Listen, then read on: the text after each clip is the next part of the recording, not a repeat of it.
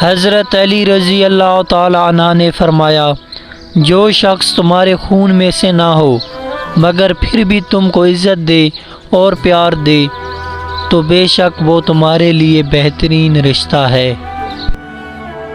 حضرت علی رضی اللہ تعالی عنہ نے فرمایا، مشکلات ہمیشہ بہترین لوگوں کے حصے میں آتی ہیں کیونکہ وہ اس کو بہترین طریقے سے انجام دینے کی صلاحیت رکھتے ہیں۔ تہجد کا سفر۔ تہجد کے وقت انسان اللہ کے بہت قریب ہوتا ہے، اتنا کہ اپنی ہر دعا پوری کروا سکتا ہے۔ بغیر لباس آئے تھے اس جہاں میں، بس ایک کفن کی خاطر اتنا سفر کرنا پڑا۔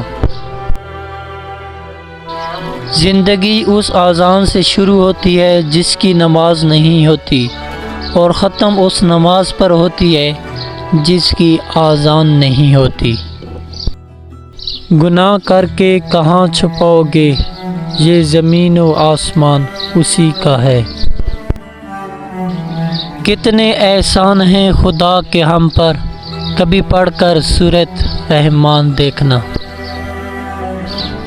خلاف کتنے ہیں فرق نہیں پڑتا، 7 ماں باپ ہیں وہ میں نے رکھتا ہے۔ صبر کے کچھ گھونٹ اتنے کڑوے ہوتے ہیں کہ زندگی بھر کی مٹھاس چھین لیتے ہیں۔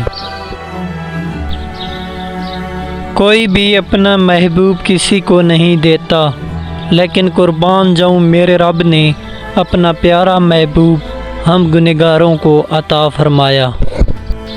تمہاری مشکل آسمان جتنی بڑی کیوں نہ ہو، اگر تمہارا یقین اللہ پر ہے تو کوئی بھی تم کو ہرا نہیں سکتا۔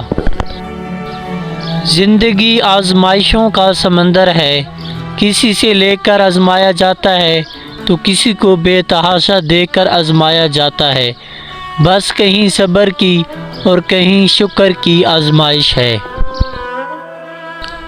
حضرت علی رضی اللہ تعالی عنہ نے فرمایا، مسکراہٹ روح کے دروازے کھول دیتی ہے، خاموشی غصے کا بہترین علاج ہے، شرم کی کشش حسن سے زیادہ ہے، نامکمل علم فساد پیدا کرتا ہے۔ حضرت علی رضی اللہ تعالی عنہ نے فرمایا، وہ جگہ چھوڑ دو جہاں تمہارے احساس اور تمہارے الفاظ کی قدر نہ ہو، پھر چاہے وہ کسی کا گھر ہو یا کسی کا دل۔